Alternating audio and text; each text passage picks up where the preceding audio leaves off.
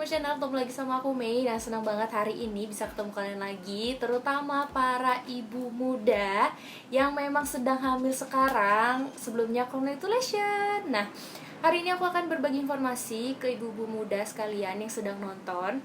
Kapan sih janin dalam kandungan kita itu sudah bisa mendengar suara kita? Nah, mendengarkan suara dari luar kandungan itu juga salah satu menstimulus janin kita dalam kandungan itu bisa lebih cerdas. Jadi menstimulus kecerdasan anak sejak dini dalam kandungan. Penasaran kapan bayi sudah bisa mendengar? Jangan lupa di like, subscribe, komen, dan share. Oke guys, kutunggu.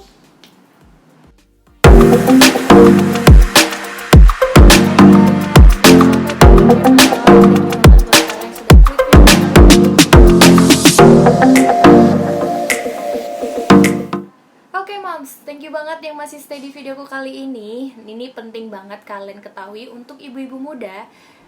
Kapan sih janin kita itu sudah mulai bisa mendengarkan? Nah, aku bakal kasih tahu dulu sebelumnya. Jadi, ke-9 kehamilan itu janin sudah mulai membentuk telinga atau kuping. Nah, jadi pada minggu ke-9 itu mulai terbentuknya telinga.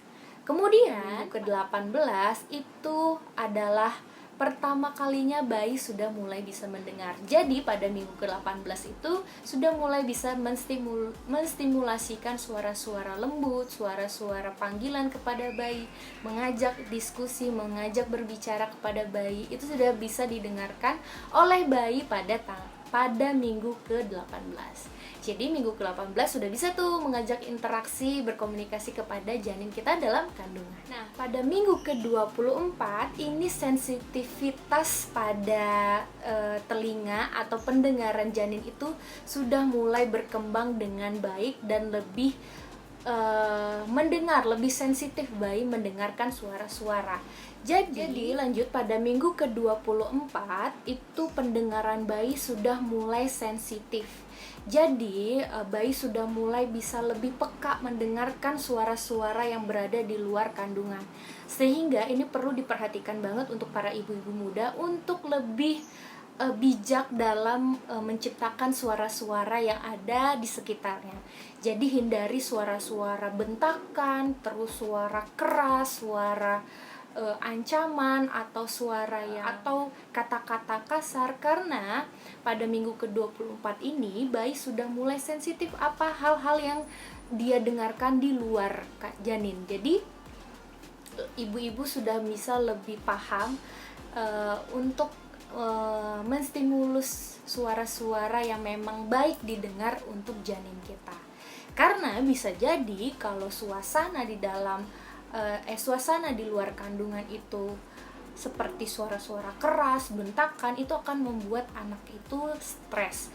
Nah, jika janin stres, itu akan bisa menghambat perkembangan janin. Jadi hindari suara-suara yang bisa membuat bayi bisa menjadi stres. Karena kalau bayi sudah stres, hambat perkembangan janin, bahkan lebih parahnya bisa mengakibatkan kematian dalam kandungan. Oke moms, jadi perlu diketahui. Jadi ibu-ibu muda ini sudah lebih paham kalau bayi itu bisa diajak berkomunikasi dengan baik untuk menstimulus perkembangan dia dalam kandungan dan menstimulus kecerdasan dia nanti setelah lahir dan bertumbuh dan berkembang.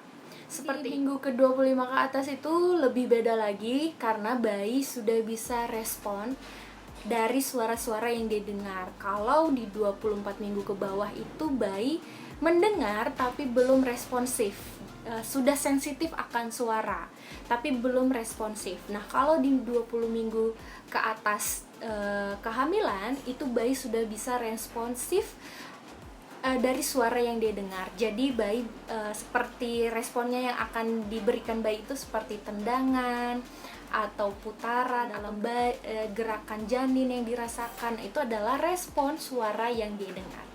Jadi perlu diketahui adalah ibu-ibu muda yang sedang mengandung pada saat ini sudah bisa lebih bijak memberikan suasana kepada bayinya. Karena yang seperti tadi bilang, kalau bayi itu akan bertumbuh dengan baik perkembangannya jika suasana yang dia rasakan nyaman.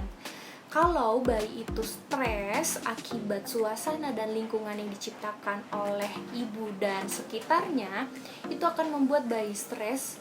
Akibatnya bayi akan terhambat perkembangannya.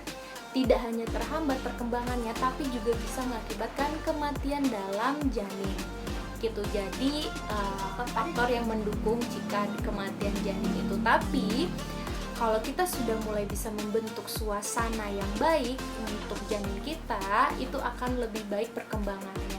Jadi tahap-tahap perkembangannya akan sesuai dengan masa kehamilan dan memperlancar nanti pada saat proses persalinan. Gitu aja moms yang bisa aku kasih ke kalian. Kalau kalian pingin tahu informasi dan pingin konsultasi, kalian bisa DM aku di Instagram yang tercantum sepanjang video ini. Dan sampaikan ke kalian, jangan lupa di like, subscribe, komen, dan share videoku kali ini. See you the next video, bye bye.